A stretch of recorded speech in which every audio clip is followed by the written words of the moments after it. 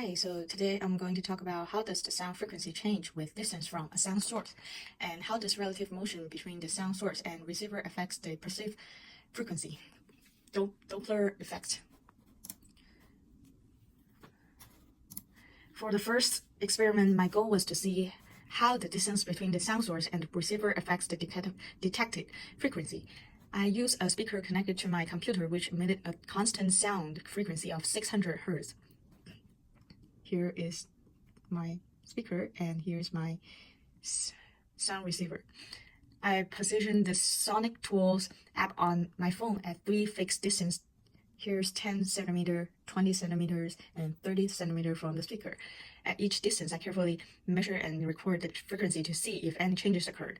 I ensured the environment was as quiet as possible to avoid interference and confirmed that the sound source frequency remained stable throughout the experiment. And this allows me to focus purely on the impact of distance on frequency.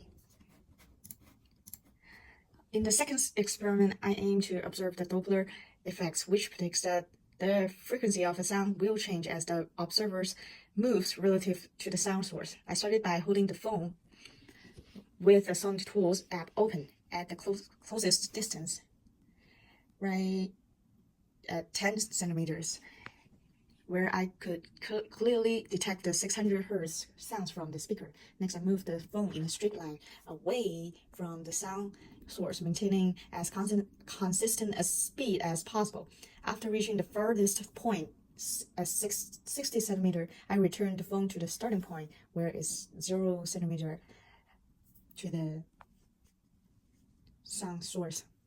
And throughout the movement, continuously record the frequency changes to capture how the sound's preserved frequency shifted as the distance between the phone and the sound source changed.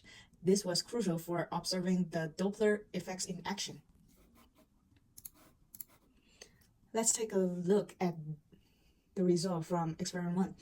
As you can see, table number 1, the frequency measured at each distance, 10 centimeters, 20 and 30 centimeters, remain constant at 600 Hz across all the trials. And this consistency suggests that the distance between the sound source and the measuring device did not affect the frequency detected by the Sonic Tools app. To better visualize this, I plotted the data in graph 1, which showing a flat line on here, and then confirming that there was no variation in frequency as the distance from the sound source increased.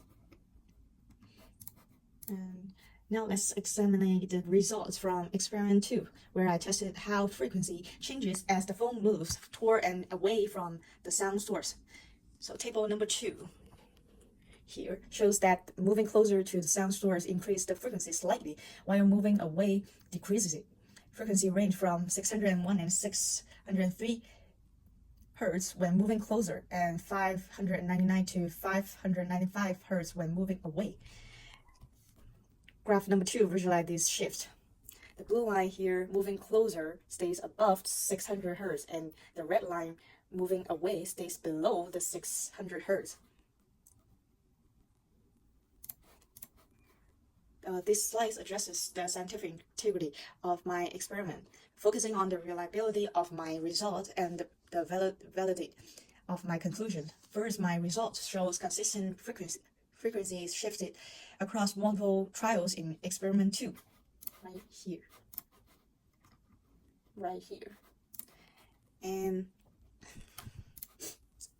which reinforced the reliability of my findings. However, I did face some uncertainties, particularly in maintaining a constant speed during experiment 2. This could introduce minor variation in the frequency data. Additionally, I controlled for environmental noise, which had minimal impact. Overall, despite these small uncertainties, my result aligned well with theoretical expectations, particularly the Doppler effects, and this suggests that my conclusions are robust and well supported by my data. Challenges and solution. This slide highlights the main challenge I faced and how I addressed it.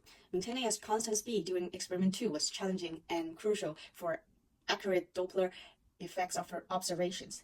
Inconsistent speed could have introduced small variation in the data. I had practiced the movement and conducted multiple trials, averaging the results to minimize errors. By addressing this challenge, I ensure my data remain reliable and my conclusion valid. My reflection: I'm particularly proud of successfully demonstrating the Doppler effects. The experiment clearly shows how the frequency changes as the observers moves relative to the sound source, aligning perfectly with the theoretical prediction. And I'm pleased with the accuracy of my experimental setup. Also, in my conclusion, to wrap up, I explore how sound frequency behaves with distance and how relative movement impacts it through Doppler effects. My experiment confirmed that frequency remains stable without motion, and I successfully demonstrate the Doppler effects with small but consistent frequency shifts. And that's all I got. Thank you.